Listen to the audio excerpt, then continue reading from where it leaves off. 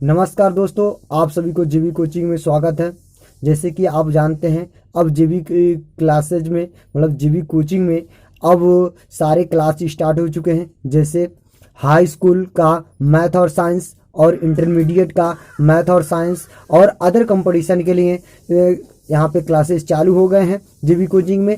तो अब आज जो वीडियो है ये इंटरमीडिएट का जो फर्स्ट अध्याय का हम लोग कुछ टॉपिक पढ़ चुके थे, 3 टॉपिक पढ़ चुके थे। तो अब उसका अगला वाला टॉपिक का वीडियो है। तो मुझे उम्मीद है कि आपको समझ में आएगा। और जो कहते हैं कि बहुत फेम में रहता है, जिसे कहते हैं हम कुलाम्स लॉ, इस वीडियो में कुलाम्स लॉ का भी जिक्र करेंगे। तो आप लोग पूरा वीडियो अवश्य देखें, वीडियो को स्किप मत करें, क्योंकि अगर स्किप कर देंगे तो आपको समझ में नहीं आएगा। अगर जो आपके मन में डाउट है उसे आउट करने के लिए मेरे दोस्तों आप लोग कमेंट जरूर कीजिएगा। तो आज आइए हम लोग जो अगला टॉपिक, हम लोग उस वीडियो में क्या क्या टॉपिक पढ़े थे उसको पहले बताता हूं, फिर बाद में आज जो टॉपिक पढ़ना है उसे मैं समझाता हूं। देखिए, पहले हमने पढ़ लिए थे वैद्युत आवेश, दूसरा टॉपिक पढ़ लिए थे कि चालक तथा विद्युत रोधी, और तीसरा टॉपिक पढ़ लिए थे प्रेरणा द्वारा आवेशन।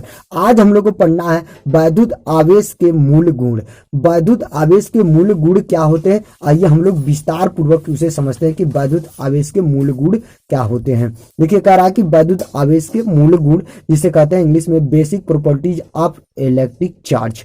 तो मेरे दोस्त अब देख लीजिए कि वैद्युत आवेश के निम्नलिखित मूलभूत गुण पाए जाते हैं। मतलब इनके जो निम्नलिखित गुण पाए जाते हैं, अब इनके जब निम्नलिखित पाए जाते हैं तो हम लोग एक एक करके कुछ इसमें से इंपोर्टेंट जो एनसीईआरटी में दिया गया है, हम लोग उसका कुछ इंपोर्टेंट उसके गुण को पढ़ते हैं। तो पहला गुण है इसका आवेशों की योज्यता।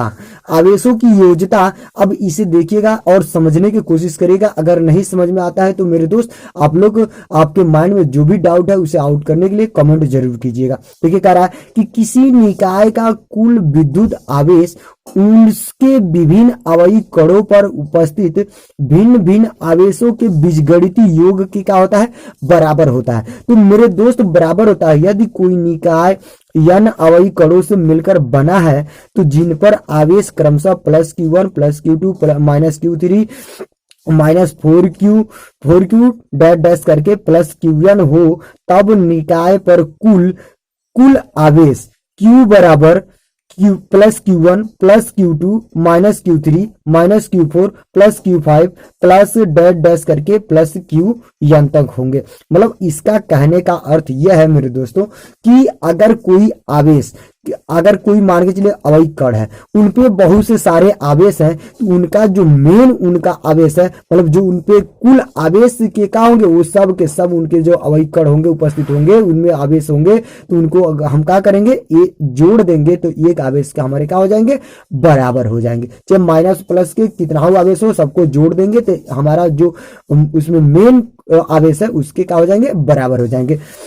अब आइए अगला टॉपिक देखते हैं। इसका अगला इसका प्रॉपर्टीज कह रहा है कि वैद्युत आवेश संरक्षित या आवेश संरक्षण। ये आप लोग आवेश संरक्षण का नियम तो आप लोग फर्स्ट ईयर में पढ़ चुके हैं, तो हम लोग कुछ उसका जो मेन पॉइंट है हम उसका डिस्कस करते हैं। देखिए, कह रहा है कि आवेश संरक्षण के नियम अनुसार किसी विलगत निकाय में कुल आवेश नियत रहता है, अतः आवेश को ना तो उत्पन्न किया जा सकता है और ना ही नष्ट किया जा सकता है, बल्कि इसे केवल एक वस्तु से दूसरे वस्तु में स्थानांतरित किया जा सकता है।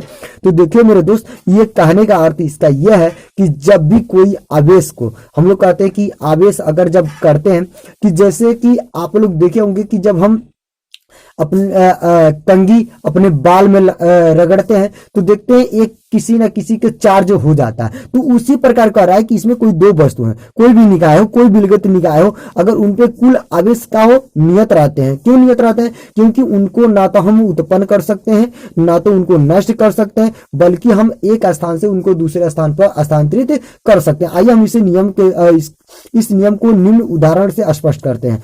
देखिए, कह रहा है कि जब किन्हीं दो वस्तु को परस्पर रगड़ा जाता है, क्या किया जाता है, रगड़ा जाता है। जब दो वस्तु को रगड़ा जाता है तो एक वस्तु धनावेशित तथा दूसरे वस्तु ऋणावेशित हो जाते हैं।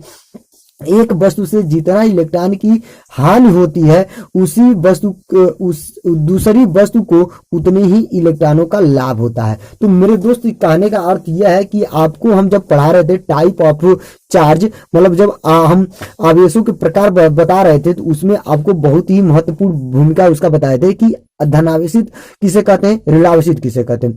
तो धनावेशित चार्ज किसे कहते हैं, जिनमें इलेक्ट्रॉनों की संख्या क्या हो, कमी हो। मतलब जो आवेशित होता है उनमें इलेक्ट्रॉनों की संख्या क्या होती है, कमी होती है, क्योंकि वो क्या करते हैं, अपने इलेक्ट्रॉन को त्याग कर देते हैं, दे देते हैं।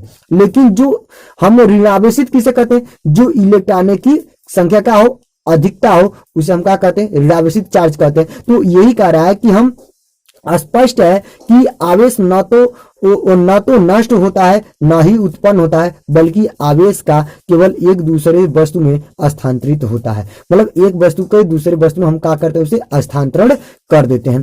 तो मतलब कहने का अर्थ यह है कि हम जब दो वस्तुओं को रगड़े तो एक वस्तु पे क्या होता है, धनावेशित हो जाता है और एक वस्तु पे ऋणावेशित हो जाता है। तो जिसमें जो धनावेशित होता है मेरे दोस्त, वो क्या होता है, उनमें इलेक्ट्रॉनों की संख्या की कमी होती है, और जो ऋणावेशित होते हैं उनमें इलेक्ट्रॉनों की संख्या अधिकतम होता है। लेकिन हम उनके जो आवेश होते हैं उन्हें कभी नष्ट नहीं कर सकते हैं और ना ही उत्पन्न कर सकते हैं। एक किसका जिक्र करा, स्थिर आवेश का। किसमें करा है मेरे दोस्त, स्थिर आवेश का। अब देख लीजिए, अब इसका अगला जो प्रॉपर्टीज है, मतलब अगला इनका गुण है, वो क्या कह रहा है, हम इसे समझते हैं। कह रहा है कि आवेश का क्वांटीकरण। अब आवेश का क्वांटीकरण का मतलब समझिएगा मेरे दोस्त, अभी आपको समझ में आ जाएगा। कह रहा है कि प्रकृति में आवेश सदैव एक निश्चित न्यूनतम मान के पूर्ण गुणज के रूप में उत्पन्न होते हैं। इसे आवेश का क्वांटीकरण अथवा परमाणुकता कहते हैं। इस न्यूनतम आवेश को मूल आवेश ई कहते हैं। जो यह न्यूनतम आवेश है उसे मूल आवेश ई कहते हैं मेरे दोस्त। तो अतः Q बराबर प्लस माइनस एन ई, जहां एन नंबर दर्शा रहा है, मतलब 1 2 3 डैश डैश करके, तथा ई क्या दर्शा रहा है, उनकी चार्ज। कह रहा है कि 1.6 इंटू 10⁻⁻19 कूलम इस पे क्या होते हैं, चार्ज होते हैं। किस पे, इलेक्ट्रॉन पे। तो मेरे दोस्त इसका कहने का अर्थ क्या है, अभी देखिए। कह रहा है कि अतः एक आवेशित वस्तु चाहे छोटी हो या बड़ी हो, पर आवेश सदैव ई के पूर्ण गुणज में ही होगा। जैसे plus minus E, plus minus 2E, plus minus 3E, dash dash करके आदि किसी वस्तु पर आवेश ई की विभिन्न, जैसे 0.7E या 2.5E कभी नहीं होगा। अतः किसी भी प्रक्रिया में आवेशों का आदान प्रदान सतत रूप से न होकर असतत विभक्त रूप से होता है। तो मेरे दोस्त इसका कहने का अर्थ यह है कि इनमें जो भी आवेश, मतलब जो आवेश होते हैं वो किसके गुणज होते हैं, इलेक्ट्रॉनों के गुणज होते हैं। किसके गुणज होते हैं, इलेक्ट्रॉनों के गुणज को ही क्या कहते हैं, क्वांटीकरण कहते हैं। तो देखिए, एक वैज्ञानिक थे जो मिल्कन, कौन थे, मिल्कन ने कुछ बृहद संख्या में तेल की बूंदों पर प्रयोग कर देखा कि बूंदों पर आवेश का मान सदैव एक निश्चित मान में पूर्ण गुणज, मतलब इंटीग्रल मल्टीपल के रूप में ही प्राप्त होता है।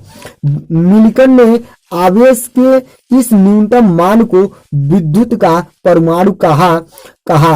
अब प्रयोग द्वारा इसका मान 4.80 इंटू 10⁻⁻10 ESU या 1.6 इंटू 10⁻⁻19 कूलम प्राप्त हुआ। तो मेरे दोस्तों, आपसे कमेंट बॉक्स में ये कह रहा हूं कि ESU को, अगर इस वीडियो को देख रहे हैं, आपको अगर ये वीडियो अच्छा लगे तो कमेंट कीजिएगा।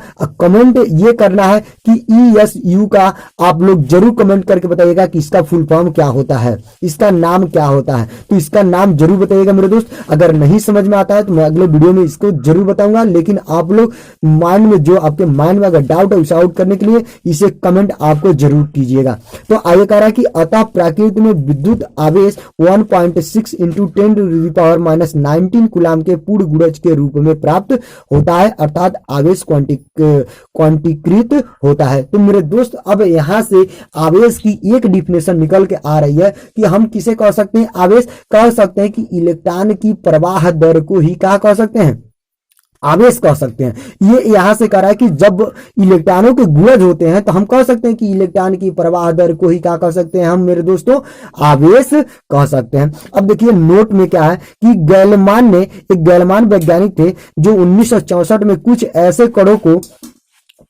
कणों की खोज की जिन पर आवेश क्या प्लस माइनस E/3 व 2E/3 हो सकता है। इन कणों को क्वार्क कहा जाता है। क्या कहा जाता है? क्वार्क, जिसपे कितना आवेश होता है प्लस माइनस E/3 या 2E प्लस माइनस 2E/3 हो सकते हैं। अब आइए मेरे दोस्त हम इस पे कुछ एग्जाम्पल आपको समझा देते हैं। अब एग्जाम्पल के माध्यम से समझते हैं और फिर चलते हैं इस महत्वपूर्ण सेशन के बाद जो अगला टॉपिक आएगा। तो मेरे देखिए इस पे एक एग्जाम्पल हम बता रहे हैं कि एग्जाम्पल इस फार्मूले पे कैसे लगाना है, Q बराबर E पे। तो कह रहा है कि एक धातु के गोले पर 2.0 इंटू 10⁹ कूलाम ऋणावेशित उपस्थित है, तो इस पर समान अवस्था में कितने इलेक्ट्रॉन अधिक या कम है, तो बताना है मेरे दोस्तों। पहले क्या करेंगे? सॉल्यूशन करेंगे। जब सॉल्यूशन करने में पहले क्या लिखेंगे? Given that. क्या लिखेंगे? Given that. तो गिवन दैट मतलब दिया क्या है? तो हमारा दिया है Q बराबर माइनस का, देखिएगा ऋण आवेशित उपस्थित है। ऋण आवेशित मतलब जो आवेश है क्या है? ऋण आवेशित है। तो लिखेंगे 2.0 इंटू 10⁻⁹ कूलाम। अब हम जानते हैं E बराबर क्या जानते हैं? वी कैन नो दैट, हम जानते हैं कि 1.6 इंटू 10⁻⁻19 कूलाम। फार्मूला क्या होता है आपका? Q बराबर N। तो Q बराबर N, तो हमको क्या निकालना है? N का मान निकालना है। तो N का मान निकालना है तो मेरे दोस्त इसे लिख सकते हैं Q/E। तो हम रख सकते हैं Q का मान क्या दिया है। अब ये देख लीजिएगा जो हमारा ऋणावेश मतलब इलेक्ट्रॉन जो होता है क्या होता है? ऋणावेशित होता है। तो हम यहाँ पे क्या रख सकते हैं? माइनस। तो अब रखेंगे यहाँ पे माइनस 2.0 इंटू 10⁻⁻19 बटा माइनस 1.6 इंटू 10⁻⁻19। अब देख लीजिए इसे सोल्यूशन करने के लिए हम इसे ऊपर लेके जाएंगे। तो जब इसे ऊपर लेके जाएंगे तो इसे देखिए माइनस से माइनस खत्म, तो बचा क्या? 2 बटा 1.6 इंटू 10⁻⁻19 ऐसे ऊपर ले जाए 9, और ये क्या बनेगा? प्लस के 19, मतलब ऊपर गया प्लस हो गया। तो प्लस लिखे या ना लिखे हम लिख दिए, कोई दिक्कत नहीं। अब मेरे दोस्त ये देख लीजिएगा ये क्या होगा? अब ये जाएगा नहीं, तो 2/16 है, तो हम इसे दशमलव को हटाने के लिए 10 से गुणा 10 से भाग देते हैं, और इसमें से ये घटेगा तो मेरे दोस्त 10 पे क्या हो जाएगा? 10 घात, प्लस में 10 घात। अब इसको करेंगे क्या? तो इनका गुणा करेंगे तो 20 हो जाएंगे, इनका जब गुणा करेंगे तो दशमलव क्या होंगे? हट जाएंगे। तो अब मेरे दोस्त ये देखिए 10 पे 10 घात। तो अब इसे काट सकते हैं, 4×5 = 20, 4×4 = 16, तो बचा क्या? 4/5 गुणे 10 पे 10 घात। अब इसको हम भाग देंगे तो कितना भाग जाएगा? एक बार में 4 एकम 4, बचा कितना? दशमलव लगाएंगे तो क्या बनेगा? 10, तो 4 दूना 8। अब बचा कितना? 2 बचा, दशमलव लगाया 0, 4×5 = 20 इंटू 10⁻10। मतलब इनमें क्या हो रहा है मेरे दोस्त? ये रहा आंसर। मतलब इनकी जो नंबरों की इलेक्ट्रॉनों की संख्या है इसमें, इस आवेशों में, तो मेरे दोस्त क्या हो रहा है? अधिकता हो रहा है। क्या हो रहा है? अधिक हो रहा है। क्या हो रहा है? इसमें अधिक हो रहा है। इलेक्ट्रॉनों की संख्या क्या हो रही है? अधिक हो रहा है। तो अब आइए जो इस टॉपिक का सेशन है, जो कहते हैं कि बहुत ही महत्वपूर्ण है, ये टॉपिक आपको 100% ही उठाता है, जिसे हम क्या कहते हैं मेरे दोस्तों? कूलाम का नियम। ये पढ़ना हमारा पांचवा टॉपिक, कूलाम का नियम। बहुत ही महत्वपूर्ण सेशन आना है, तो वीडियो को इसकी मत कीजिएगा, क्योंकि लास्ट तक बने रहिए। तो अब हम लोग को पढ़ना है क्या? कूलाम का नियम। अब कूलाम के नियम को बेहतरीन समझना है, क्योंकि इसका तो हर साल आपको एग्जाम में, बोर्ड में देखने को मिल ही जाता है। तो या तो कूलाम का नियम पूछ लेता है, या तो कूलाम के नियम पे आधारित एक न्यूमेरिकल पूछता है। तो हम इसके कूलाम के नियम के साथ साथ मेरे दोस्तों हम कूलाम का नियम भी पढ़ेंगे, और साथ साथ में मेरे दोस्त इसका हम न्यूमेरिकल भी सॉल्यूशन करेंगे इस पे। तो आइए हम देखते हैं कि कूलाम लॉ क्या होते हैं। देखिए कूलाम का नियम, मतलब कूलाम का नियम किस पे फॉलो करते हैं। देखिए कि जब एक आवेश को दूसरे आवेश के पास रखा जाता है, तो उनके मध्य आकर्षण या प्रतिकर्षण बल किसपे, आवेशों के प्रकृति के अनुसार पर कार्य करता है, जिसे स्थिर विद्युत बल या कूलाम बल कहते हैं। तो मेरे दोस्तों ये जो सेशन चल रहा है ये किस पे चल रहा है, स्थिर बल पे। किस पे चल रहा है, स्थिर बल पे चल रहा है। तो मेरे दोस्त ये स्थिर बल पे मान के चलिए दो ले लेते हैं, दो आवेश ले लिए, ये फिगर है। तो इनके देखिए ये Q1 Q2 है, जिनकी बीच की दूरी क्या है, R है। तो अभी इसके कूलाम के जो हम ये डिफिनेशन लिखे हैं, इससे आपका क्लियर हो जाएगा कि ये किस पे निर्भर करते हैं, प्रकृति पे। मतलब किसके प्रकृति पे, आवेशों के प्रकृति पे निर्भर करते हैं। तो देखिए कूलाम के नियम के अनुसार दो स्थिर बिंदु आवेशों के बीच लगने वाले आकर्षण अथवा प्रतिकर्षण बल, कह रहा है कि इन दो आवेशों के बीच लगने वाले आकर्षण तथा प्रतिकर्षण बल दोनों आवेशों की मात्राओं के गुणनफल के अनुकरणपाती और उनके बीच की दूरी के वर्ग के व्युत्क्रमानुपाती होता है। जब होता है यह बल दोनों आवेशों के मिलाने वाली रेखा के अनुदिश होता है। अनुदिश का मतलब एक दूसरे को विपरीत होता है। तो मेरे दोस्त ये क्या कह रहा है कि इन दोनों को आवेश जो Q1 Q2 है, इन दोनों का आवेश मतलब बल के क्या होते हैं, बल के क्या होते हैं, अनुकरणपाती होते हैं। लेकिन इनकी दूरी के क्या होता है, व्युत्क्रमानुपाती होता है, वर्ग के व्युत्क्रमानुपाती होता है। तो हम इसे लिख सकते हैं क्या, यफ बराबर यफ समानुपाती Q1 Q2 upon R square. तो Q1 Q2 upon R square. तो जब हम ये समानुपाती या व्युत्क्रमानुपाती का मतलब जब चिन्ह हटाते हैं तो लिख सकते हैं यफ बराबर के into Q1 Q2 upon R square, जहां के स्थिर विद्युत की नियतांक है, मतलब इलेक्ट्रोस्टैटिक कांस्टेंट है। तो अब इसको समझते हैं कि के का मान किस पर निर्भर करता है। के का मान किस पर निर्भर करता है, बहुत बार बहुविकल्पी क्वेश्चन पूछ लेता है। तो इसका मान आवेशों के बीच माध्य, मतलब इनकी माध्य आवेश दूरी बल के मात्रकों पर निर्भर करता है। मतलब किस प्रकार इस पे बल लग रहा है, किस पे कितना आवेश लग रहा है, कितनी इनकी दूरी है, उनके अनुसार के का मान क्या करते हैं, निर्भर करते हैं। और यमकेस पद्धति में इसका मान 9 गुणे 10 पे 9 न्यूटन मीटर स्क्वायर प्रति कूलाम होगा। तो न्यूटन को किससे दर्शाते हैं, एन से, मीटर को एम से, और सी किससे दर्शाते हैं, कूलाम को। यदि दोनों आवेश निर्वात अथवा वायु में स्थित हो तो हम लिख सकते हैं यफ बराबर का के जगह का मान रख दिए हम 9 into 10 to the power Q1 Q2 upon R square. तो इस समीकरण में यदि Q1 बराबर Q2 बराबर 1 ले लें, मतलब Q1 Q2 का जो हमारा यहाँ पे फिगर जो दिख रहा है, तो अगर इन दोनों आवेशों को हम क्या ले लें, एक एक ले लें, तो उनका जो बल निकलता है यह बराबर का निकलता है Q into 10 to the power 9 newton. मतलब उस पर बल कितने कार्य करेंगे, मतलब इनके जो हमारा के का मान है उस पे क्या करेंगे, उन पे निर्भर करेंगे। मतलब 9 गुणे 10 पे घात 9 न्यूटन के बराबर होंगे। तो इसका पूछ लेता है कि एक कूलाम का परिभाषा बताइए। तो एक कूलाम का परिभाषा बहुत बार पूछता है। तो हम कह सकते हैं मेरे दोस्त यहाँ से कि निर्वात अथवा वायु में 1 मीटर दूरी पर रखे 1 मीटर की दूरी पर रखे दो समान आवेशों के बीच यदि 9 गुणे 10 पे 9 न्यूटन, मतलब 9 into 10 to the power 9 newton का बल कार्यरत हो तो उन पर आवेशों का मान क्या होता है, 1 कूलाम होता है। जहां के बराबर 1/4 पाई साइन 0 लिया जाए तो हम लिख सकते हैं यफ बराबर, अब के जगह क्या रखेंगे, 1/4 pi sine 0 Q1 Q2 upon R square, जहां साइन 0 निर्वात अथवा वायु की विद्युतशीलता है। क्या है, निर्वात अथवा वायु की विद्युतशीलता है। अब हम के पद्धति में के बराबर 1/4 पाई साइन 0 बराबर 9 into 10 to the power 9 newton metre square प्रति कूलाम स्क्वायर होता है। जहां साइन 0 का मान, देखिएगा मेरे दोस्तों ये बार बार पूछा था बहुविकल्पी क्वेश्चन में कि साइन 0 का मान कितना होता है। तो साइन 0 का मान होता है 8.854 into 10 to the power -12 coulomb square प्रति न्यूटन मीटर स्क्वायर। इसका मात्रक भी पूछता है मेरे दोस्तों कि कह रहा है कि एप्सिलॉन 0 का विद्युतशीलता का प्रावैद्युतांक भी से कहते हैं कि कहता है कि निर्वात अथवा वायु की विद्युतशीलता का मात्रक बताइए, इसका बीमा बताइए। तो हम इसका बीमा भी आपको निकाल दिए हैं कि साइन 0 का बीमा क्या होता है, साइन 0 1/4 पाई Q1 Q2 upon R square. तो देखिएगा मेरे दोस्तों अब Q1 Q2 का मतलब क्या होगा, दोनों आवेश। तो आवेश का हम बीमा जानते हैं कि फर्स्ट ईयर में आप लोग पढ़े कि आवेश का बीमा क्या होता है, AT होता है। तो AT एक आवेश का AT होता है, फिर दूसरे आवेश का AT होगा। तो हम दोनों को जब ले लेंगे तो A स्क्वायर और T स्क्वायर हो जाएगा।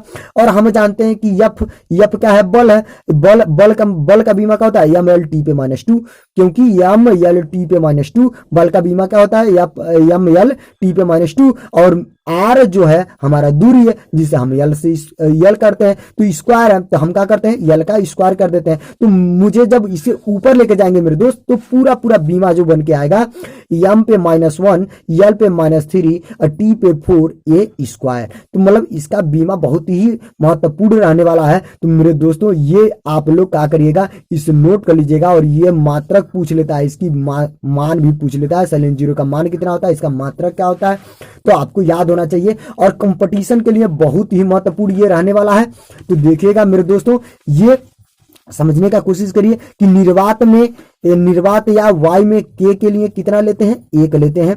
के लिए कितना लेते हैं मान मेरे दोस्त, 1 लेते हैं। अपूर्ण चालक के लिए के का मान क्या लेते हैं, इनफाइनाइट, जिसे अनंत कहते हैं। अपूर्ण कुचालक के लिए के का मान क्या होता है, 0 होता है। तो अब आइए मेरे दोस्त, अगर आपको समझ आ गया होगा तो मुझे उम्मीद है कि आप लोग इस वीडियो को शेयर भी करेंगे, कमेंट भी करेंगे। अब आइए हम लोग कुछ इस पे एग्जाम्पल समझ लेते हैं, फिर एग्जाम्पल समझने के बाद अब देखेंगे अगला टॉपिक। तो आइए मेरे दोस्त हम लोग समझते हैं एग्जाम्पल। अब देख लीजिए कह रहा है कि वाई में एक दूसरे से 30 सेंटीमीटर की दूरी पर रखे दो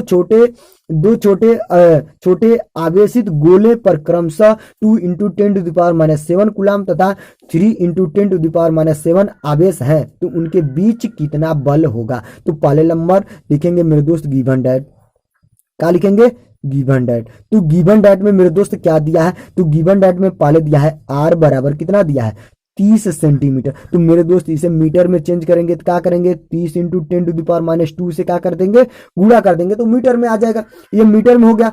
अब देख लीजिए Q1 का मान दे दिया है, तो Q1 का मान कितना दिया है, Q1 का मान दे दिया है 2 × 10⁻⁷ कूलाम। Q2 का मान दे दिया है, तो Q2 का मान कितना दिया है, 3 × 10⁻⁻ कितना दे दिया है आपका -7 कूलाम। तो अब मेरे दोस्त हम जानते हैं फार्मूला जानते हैं, फ्रॉम फार्मूला लिख सकते हैं, फ्रॉम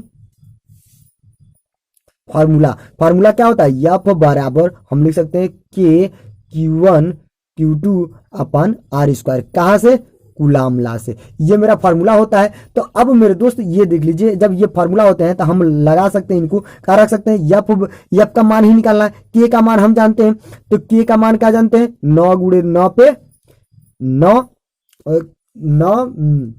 न्यूटन मीटर स्क्वायर प्रति कूलाम स्क्वायर। तो अब इसका मात्रक होता है, तो हम क्या करते हैं, अब इसका देख लीजिए, इनको हम रखेंगे तो के का मान कितना रखेंगे, 9 × 10 पे 9। और Q1 का मान दे दिया है 2 × 10⁻⁷, और Q2 का मान दे दिया है मेरे दोस्त 3 × 10⁻⁷। अब बट्टा में मेरे दोस्त इसका देखिएगा R का मान कितना निकाले हैं, 30 × 10 पे -2 का स्क्वायर। तो अब मेरे दोस्त देखिएगा यहां से हम कर रहे हैं, तो इसका करेंगे तो देख लीजिएगा इन दोनों को जोड़ेंगे तो कितना हो जाएंगे, 7 7 14 हो जाएंगे। और ये प्लस में है तो हम पहले इनको लिख सकते हैं, इधर 2 9 × 2 × 3, हमने इनको और इनको एक साइड ले लिए और इनका एक साइड करते हैं। तो इन दोनों को जोड़ेंगे तो पहले देखिएगा ये 10 पे 9 और गुड़ी ये 10 पे क्या हो जाएगा, -14। अब बट्टा में अब देख लीजिए इनको क्या कर सकते हैं, वर्ग है तो हम 30 का क्या कर सकते हैं, 2 बार लिख सकते हैं। इनको वर्ग करेंगे मतलब 10 पे क्या हो जाएगा, -4। तो अब देखिए इसको ऊपर भी ले जा सकते हैं। तो पहले नंबर देख लीजिए, ये पहले इसे काटते हैं, 3 से काटेंगे तो 3 एकम 3 ये हो गया, 3 से इधर काटे तो 3 एकम 3 ये 10 हो गया, मतलब ये भी 10 हो गया। तो 3 में 30 3 में 30। तो अब मेरे दोस्त इसको देख लीजिए, इनका गुणा करेंगे 2 3 या 6। अब ये देख लीजिए इसमें से घटेगा तो कितना बचेगा आपका, अगर इसमें से घटाएं तो मेरे दोस्त यहाँ पे कितना बचेगा, 14 में से आपका 9 जाएगा तो 5 बचेगा, कितना बचेगा, -5। अब मेरे दोस्त अब इनको देखिए, इनका अगर -5 बच रहा है तो इन दोनों पे कितना है, 2 लिख सकते हैं। और 2 इसमें से क्या कर सकते हैं, तो इसे लिख देते हैं कि 10 पे 2 और गुड़े 10 पे -4। तो अब मेरे दोस्त इसे लिख सकते हैं 6 गुड़े, अब देख लीजिए इसमें से 2 घटेगा और 2 ऊपर जाएगा तो मेरे दोस्त ये 10 पे कितना होगा, 10 पे जब ऊपर जाएगा तो -5 है ही है, और ये माइनस है तो ऊपर प्लस हो जाएगा, और जब प्लस हो जाएगा तो 6 गुड़े इसमें से घटेगा तो 10 पे -3 क्या होगा, न्यूटन। ये इसका रहा आंसर। हाँ मेरे दोस्तों, अगर ये वीडियो आपको अच्छा लगे तो लाइक और शेयर करना मत भूलिएगा। अगर मेरे चैनल को सब्सक्राइब नहीं किए हैं तो आप लोग सब्सक्राइब कीजिएगा और अधिक से अधिक इस वीडियो को शेयर कीजिएगा। और ये अगला वीडियो जो नहीं देखे हैं ये डिस्क्रिप्शन बॉक्स में दिया गया है। Thank you for watching.